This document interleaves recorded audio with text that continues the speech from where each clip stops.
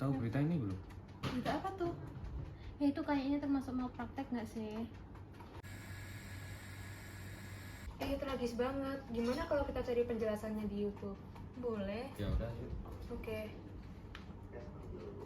Keluarga gedung rumah sakit Hermina Podomoro. Bayi meninggal di Jakarta. Gimana kalau kita nonton penjelasan lebih lanjut tentang malpraktik? Boleh. Oke.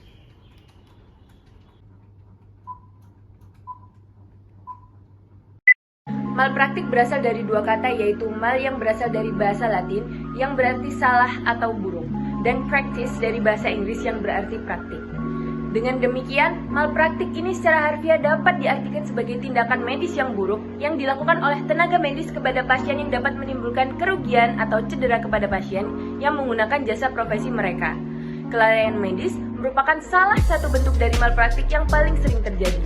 Pada dasarnya, kelalaian terjadi akibat ketidaksengajaan dan perlu diingat bahwa kelalaian yang dilakukan perseorangan bukan merupakan suatu tindakan yang dapat dihukum. Kecuali jika dilakukan oleh orang yang seharusnya bertindak sesuai dan hati-hati sesuai dengan sifat profesinya. Perbuatan malpraktik medis erat kaitannya dengan kesalahan profesional yang diperbuat oleh tenaga medis. Karena pada waktu melakukan pekerjaan, tidak melakukan pekerjaan profesionalnya serta membentur ketentuan aturan dasar yang mengikat. Kegagalan ini dapat disebabkan oleh berbagai faktor, di antaranya ada unsur kesalahan, kelalaian bertindak, pelanggaran karena didasari tidak berjalannya tindakan medis pada bagian standar operasional prosedur atau SOP dan standar profesi kedokteran atau SPK dan juga informasi. Ciri-ciri malpraktik yakni yang pertama menunda-nunda pekerjaan, yang kedua kesalahan dalam bertindak atau melayani, yang ketiga mengabaikan prosedur atau hukum yang berlaku, yang keempat kesalahan dalam memberikan informasi, yang kelima pencatatan yang tidak memadai, yang keenam kesalahan dalam penyelidikan, selanjutnya kesalahan dalam menjawab pertanyaan yang menyesatkan atau tidak akurat, yang sembilan kurangnya penghubung, dan 10 kurangnya konsultasi. Atas saran dari dokter yang melayani kontrol Eva Yanti selama di Rumah Sakit Hermina Podomoro, HPL yang seharusnya tanggal 26 November 2023 diajukan kurang lebih selama 3 minggu, yaitu pada tanggal 1 November 2023. Hingga akhirnya pada tanggal 1 November tersebut, Eva Yanti menjalani operasi sesar untuk melahirkan bayinya. Setelah bayi dilahirkan, bayi dari Eva Yanti didiagnosis alami infeksi saluran pernafasan yang mengakibatkan saturasinya rendah. Oleh karena itu, perlu dilakukannya perawatan pada bayi dari Eva Yanti. Eva Yanti sendiri pulang dari rumah sakit pada tanggal 2 November 2023. Pada tanggal 4 November 2023, bayi dari Eva Yanti dinyatakan sehat dan diperbolehkan pulang. Namun, ketika Eva Yanti dan suami meminta hasil rekam medis kepada dokter yang menangani bayinya, dokter tersebut tidak memberikannya dan menyampaikan bahwa mereka hanya melakukan pengawasan secara langsung dan melalui monitor. Sedangkan hasil rekam medis merupakan hak dari pasien untuk melihat perawatan apa saja yang diberikan kepada pasien.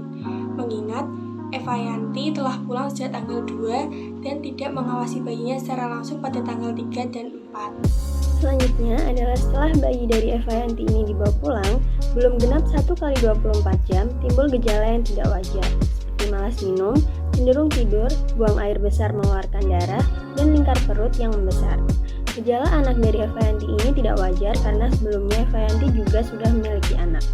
Setelah itu, pada tanggal 27 November 2023, bayi dari Eva Yanti ini dirujuk ke Rumah Sakit Hermina Daan Mogot dan berdasarkan hasil pemeriksaan dokter bedah anak Rumah Sakit Hermina Daan Mogot, bayi tersebut terdapat kebocoran pada usus yang mana diagnosa ini berbeda dengan diagnosa oleh Rumah Sakit Hermina Podomoro sebelumnya, yaitu terjadi penyempitan usus. Yang mana ini juga diduga merupakan kelalaian dari Rumah Sakit Hermina Podomoro, yaitu pemasangan alat yang tidak tepat yang menyebabkan korban mengalami kebocoran usus.